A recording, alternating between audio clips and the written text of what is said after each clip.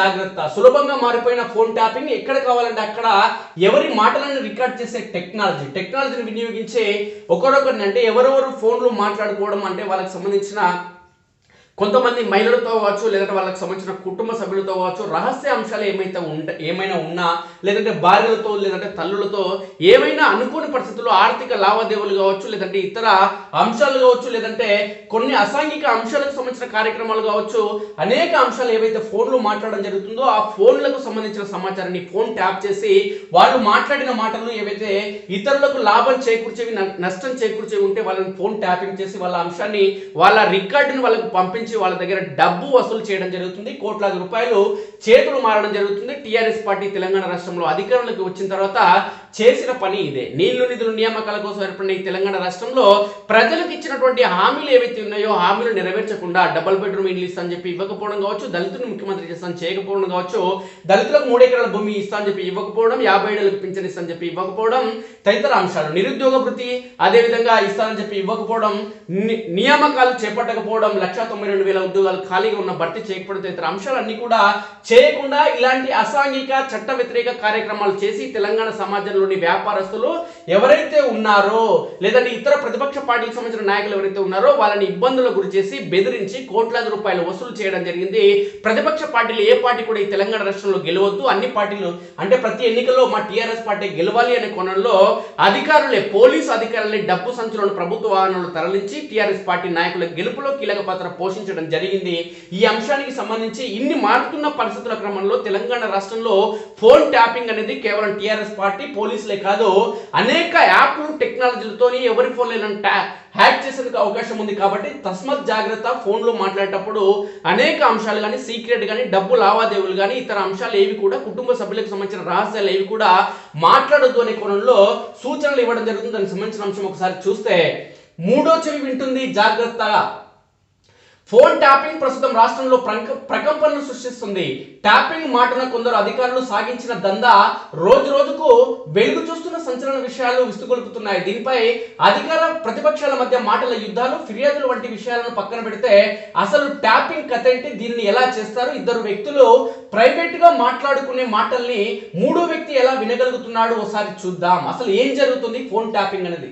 ఇద్దరు లేదా అంతకంటే ఎక్కువ మంది వ్యక్తులు టెలిఫోన్ లేదా మొబైల్ ఫోన్ లేదా ఇంటర్నెట్ ద్వారా జరిగే సంభాషణలు వారికి తెలియకుండా రహస్యంగా వినడం, రికార్డ్ చేయడాన్ని ట్యాపింగ్ అంటారు. వాస్తవానికి ట్యాపింగ్ చేయడం చట్ట విరుద్ధం. దేశ భద్రతకు సంబంధించిన అంశాల్లో ట్యాపింగ్ చేయాల్సి వస్తే నిర్దేశిత ప్రభుత్వ ఏజెన్సీలు, కేంద్ర హోంశాఖ అనుమతి తీసుకోవాలి. ప్రైవేటు వ్యక్తులకు ఎట్టి పరిస్థితుల్లోనూ ట్యాపింగ్ చేయడానికి అనుమతి లేదు. అనుమతి పొందిన ప్రభుత్వ సంస్థలు సైతం ట్యాపింగ్ చేయడానికి బోలెడు నిబంధనలు పాటించాలి. ఎవరి ఫోన్ అయినా గరిష్టంగా 180 రోజులు మాత్రమే ట్యాపింగ్ చేయాలి. పైగా ప్రతి 60 రోజులకు ఒకసారి తాజాగా అనుమతి తీసుకోవాల్సి ఉంటుంది. అత్యవసర పరిస్థితుల్లో అనుమతి లేకుండా గరిష్టంగా 24 గంటలకు మించి ఫోన్ ట్యాపింగ్ చేయడానికి వీల్లేదు. ఒకవేళ సదరు ట్యాపింగ్ కు కేంద్ర హోంశాఖ అనుమతి నిరాకరిస్తే అప్పటి వరకు రికార్డ్ చేసిన సంభాషణని 48 గంటల్లోగా ధ్వంసం చేయాల్సి ఉంటుంది. ఇక సెల్యులర్ ఇంటర్సెప్టర్లు, వీటిని IMSI క్యాచర్స్ లేదా స్టింగరేస్ అని పిలుస్తారు. టవర్ల ద్వారా ప్రసారం అయ్యే నిర్దేశిత మొబైల్ సిగ్నల్స్ ను ఇవి అడ్డుకుంటాయి. అందులోని డేటాను క్యాప్చర్ చేయడమే కాకుండా మొబైల్ లొకేషన్ కూడా ట్రాక్ చేస్తాయి. కాల్స్ తో పాటు SMS లను సైతం సంగ్రహిస్తాయి. ఇక మానిటరింగ్ సాఫ్ట్వేర్, హానికరమైన సాఫ్ట్వేర్ లేదా స్పైవేర్ ను నిర్దిష్ట వ్యక్తి మొబైల్ ఫోన్ లో వారికి తెలియకుండా చొప్పిస్తారు. ఇవి ఆ ఫోన్ సంభాషణను రికార్డ్ చేసి బయటి వ్యక్తులకు పంపించడంతో పాటు ఫోన్ లో ఉన్న సమస్త సమాచారాన్ని మనకు తెలియకుండా బహిర్గతం చేస్తుంది. ట్యాపింగ్ లో రకాలు: VoIP ఇంటర్సెప్షన్ సాధనాలు, voice over internet protocol VoIP కమ్యూనికేషన్లు సంగ్రహించేందుకు రూపొందించిన సాఫ్ట్వేర్. హార్డ్వేర్ ఆధారిత సాధనాలు ఇవి. VoIP ప్రోటోకాల్స్ లోని బలహీనతను ఆసరాగా తీసుకొని ఇంటర్నెట్ లో ప్రయాణించే డేటా ప్యాకెట్లను ఇవి అడ్డుకొని అందులోని డేటా, వాట్సాప్ కాల్స్ ను సంగ్రహిస్తాయి. క్లోన్డ్ సిమ్ కార్డులు, ట్యాపింగ్ చేయాలనుకున్న వ్యక్తి సిమ్ కు క్లోన్డ్ సిమ్ సంపాదిస్తే చాలు, సదరు వ్యక్తి మొబైల్ ఫోన్ కు వచ్చే కాల్స్ అన్ని చక్కగా వినొచ్చు. రాజకీయపరమైన నిఘా, సర్వీస్ ప్రొవైడర్ సహకారంతో రాజకీయ నాయకుల కాల్స్ రికార్డ్ చేస్తారు. ప్రభుత్వం నుంచి దీనికి అనుమతి ఉండదు, అందువల్ల ఇది అక్రమ ట్యాపింగ్ అవుతుంది. మనీ లాండరింగ్ సాఫ్ట్వేర్, హానికరమైన సాఫ్ట్వేర్ లేదా స్పైవేర్ ను నిర్దిష్ట వ్యక్తి మొబైల్ ఫోన్ లో వారికి తెలియకుండా చొప్పిస్తారు. అవి ఆ ఫోన్ సంభాషణ రికార్డ్ చేసి బయట వ్యక్తులకు పంపించడంతో పాటు ఫోన్ లో ఉన్న సమస్త సమాచారాన్ని సేకరించవచ్చు. అధికారిక ట్యాపింగ్, ప్రభుత్వ అనుమతి తీసుకుని సర్వీస్ ప్రొవైడర్ సహకారంతో చేసే ట్యాపింగ్. ఇది క్లండెన్స్టైన్ రికార్డర్ ఉపయోగించి సంభాషణను రికార్డ్ చేస్తారు. లా ఎన్ఫోర్స్మెంట్ సంస్థలు డిజిటల్ ఫోరెన్సిక్ కోసం ప్రత్యేకమైన సాఫ్ట్వేర్ హార్డ్వేర్ సాధనాలను ఉపయోగించి ట్యాపింగ్ చేస్తారు. ఇక ల్యాప్టాప్ సైజ్ పరికరంతోనే అక్రమంగా ట్యాపింగ్ చేసే వాళ్ళకు పెద్దగా ఎక్విప్మెంట్ కూడా అక్కర్లేదు. ఓ ల్యాప్టాప్ సైజులో ఉండే సెల్యులార్ ఇంటర్సెప్షన్ మెషిన్ ను కారులో పెట్టుకుంటే చాలు, ఎవరి ఫోన్ అయినా సులభంగా ట్యాప్ చేసేయచ్చు. ఫోన్ ట్యాపింగ్ చేయాల్సిన వ్యక్తి ఇల్లు లేదా ఆఫీసు వద్ద కార్ పార్క్ చేసుకుంటే చాలు, అవతల వ్యక్తి సంభాషణని వినొచ్చు, రికార్డ్ చేయొచ్చు. ఇందుకోసం ముందుగా ఆ వ్యక్తి ఫోన్ నెంబర్ను మెషిన్ లో ఫీడ్ చేయాలి. అనంతరం ఆ వ్యక్తికి ఫోన్ చేస్తే ఆటోమేటిక్ గా ఆ మెషిన్ లో రికార్డ్ అయిపోతుంది. సదరు వ్యక్తి గొంతును రికార్డ్ చేసి మెషిన్ లో ఫీడ్ చేసినా సరే దాని ఆధారంగా ఆ కాల్ ను మెషిన్ రికార్డ్ చేస్తూనే ఉంటుంది. ఇజ్రాయెల్ పేరే ఎందుకు? ఫోన్ ట్యాపింగ్ వంటి అంశాలు తెరపైకి వచ్చినప్పుడు ఇజ్రాయెల్ పేరే వినిపిస్తుంది. అధునాతన సాంకేతిక రంగానికి ఇజ్రాయెల్ ప్రసిద్ధి చెందడమే ఇందుకు కారణం. ఫోన్ ట్యాపింగ్ టెక్నాలజీతో సహా నిఘా గూఢచార సేకరణ పరికరాలను అభివృద్ధి చేసే నైపుణ్యం ఇజ్రాయెల్ సొంతం. ఇటీవల మన దేశంలో సహా పలు దేశాల్లో సంచలనం సృష్టించిన పెగాసస్ స్పైవేర్ రూపొందించింది ఇజ్రాయెల్ కావడం గమనార్హం.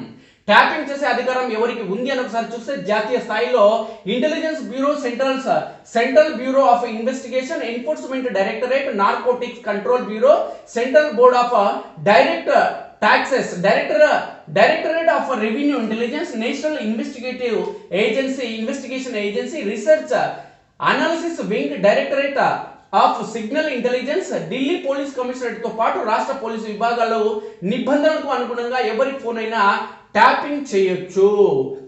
ఇక సెల్యులర్ ఇంటర్సెప్టర్ ఎలా పనిచేస్తుందంటే ఇది చాలా సులభమైన ట్యాపింగ్ ప్రక్రియ, కాకపోతే ఖరీదు మాత్రం చాలా ఎక్కువ. చిన్న సూట్ కేసులో ఇమిడిపోయి పరికరంతో నిర్దిష్ట వ్యక్తుల ఫోన్లను భౌతికంగా ముట్టుకోకుండా ఎలాంటి స్పైవేర్లు చొప్పించకుండా ట్యాపింగ్ చేయొచ్చు. సాధారణంగా మనం ఎవరికైనా కాల్ చేసినప్పుడు మన సెల్ ఫోన్ నుంచి సిగ్నల్స్ సమీపంలోని టవర్ ద్వారా నిర్దిష్ట మార్గంలో అవతలి వ్యక్తికి చేరుతాయి. ఈ ప్రక్రియలో సెల్ టవర్ల నుంచి ప్రసారమయ్యే సిగ్నల్స్ ను నేరుగా ఆ మిషన్లు సంగ్రహించి ఆ సంభాషణ వినేలా రికార్డ్ చేసేలా పనిచేస్తాయి. ఈ మిషన్లలో కూడా చాలా రకాలు ఉన్నాయి. 200 మీటర్ల పరిధి నుంచి దాదాపు 20 కిలోమీటర్ల పరిధిలో సెల్ ఫోన్ సిగ్నల్ను ఇవి సంగ్రహించగలవు. కొన్ని మిషన్లు సెల్ ఫోన్ నుంచి వచ్చే సిగ్నల్స్ ను టవర్స్ కు వెళ్లకుండా ముందుగానే సంగ్రహిస్తాయి. అలాగే సామర్థ్యాన్ని బట్టి 10ల సంఖ్య నుంచి 100ల సంఖ్యలో కాల్స్ వరకు ఒకేసారి ఈ మెషిన్లు రికార్డ్ చేయగలవు. కాల్స్, ఎస్ఎంఎస్లే కాకుండా సోషల్ మీడియాతో పాటు మన సెల్ డివైస్ లోని సమస్త సమాచారాన్ని యాక్సెస్ చేసే ఇంటర్సెప్టర్లు ఉన్నాయి. వాస్తవానికి వీటిని కొనాలన్నా చాలా అనుమతులు తతంగం ఉంటుంది. అయితే ఇజ్రాయెల్, సింగపూర్ తదితర దేశాల నుంచి వీటిని అక్రమ పద్ధతిలో సమకూర్చుకుంటున్నారు.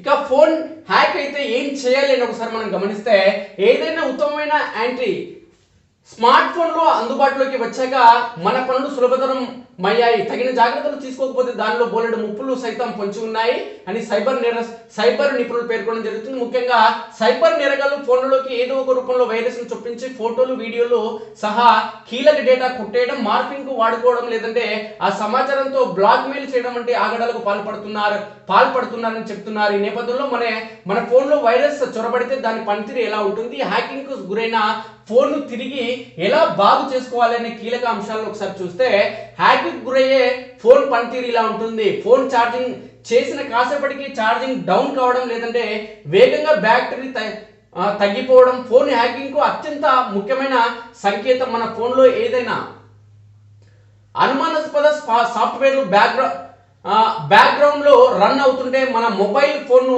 తక్కువగా వాడిన బ్యాటరీ మాత్రం అసాధారణంగా తగ్గిపోతుంది. మనకు తెలియని సోర్సుల నుంచి కొత్త యాడ్స్ వస్తుండడం, ఫ్లాష్ యాడ్స్ వస్తుండడం సైతం హ్యాకింగ్ కు గురైనట్టు తెలిపే సూచిక. మనకు తెలియకుండానే బ్యాక్గ్రౌండ్ యాప్స్ రన్ అవడం, అన్ని హైడెన్ యాప్స్ పనిచేస్తుండడంతో మొబైల్ ఫోన్ బాగా వేడెక్కుతుంది. ఇలా జరిగితే కూడా ఫోన్ హ్యాక్ అయినట్లు అనుమానించాలి. కొత్త నంబర్ల నుంచి తరచూ ఫోన్ కాల్స్ వస్తుండడం టెక్సైట్ మెసేజ్లతో వింత సింబల్స్ క్యారెక్టర్ల కాంబినేషన్తో రావడం గమనిస్తే ఫోన్ హ్యాక్ అయినట్లే అని గుర్తించాలి. మొబైల్ ఫోన్ హ్యాక్ అయితే పనితీరు బాగా నెమ్మదిస్తుంది. ఫోన్ కాల్ చేయడానికి, మెసేజ్లు ఓపెన్ కావడానికి, ఇతర యాప్లు పనిచేయడం నెమ్మదిగా జరుగుతుంది. ఫోన్లోని కెమెరా, మైక్రోఫోన్లు మనకు తెలియకుండానే యాక్టివ్ కావడం గమనిస్తే అనుమానించాల్సిందే. ఫోన్లోని స్క్రీన్ లాక్, యాంటీ వైరస్ వంటి సెక్యూరిటీ ఫీచర్లు మనకు తెలియకుండానే డిసేబుల్ కావడం ఫోన్ హ్యాకింగ్ అయిందనడానికి అత్యంత కీలకమైన మార్పుగా గుర్తించాలి. ఇక ఏదైనా ఉత్తమమైన యాంటీవైరస్ సాఫ్ట్వేర్ ను ఇన్స్టాల్ చేసుకొని ఫోన్ ను స్కాన్ చేయాలి. ఫోన్ లో అనుమానాస్పద యాప్లను గమనిస్తే వాటిని వెంటనే డిలీట్ చేయాలి. ఫోన్ హ్యాక్ అయ్యి ఫోన్ నుంచి డేటా ట్రాన్స్ఫర్ అవుతున్నట్లు గమనిస్తే వెంటనే ఇంటర్నెట్ డేటా ఆఫ్ చేయాలి. వైఫై కనెక్షన్ తొలగించాలి. ఇలా చేయడం వల్ల హ్యాకర్ల డేటా ట్రాన్స్ఫర్ ఆగిపోతుంది. ఫోన్ స్క్రీన్ లాక్, యాప్ లాక్లు, ఈమెయిల్, సోషల్ మీడియా ఖాతాల పాస్వర్డ్లను మార్చేయాలి. ఇలా చేయడం వల్ల మన వ్యక్తిగత సమాచారం చోరీ కాకుండా అడ్డుకోవచ్చు. పైవన్నీ చేసిన ఫలితం లేనట్లు గుర్తిస్తే వెంటనే ఫోన్ను రీసెట్ చేయాలి. దీనివల్ల మాల్ వేర్ అంతా పోవడంతో పాటు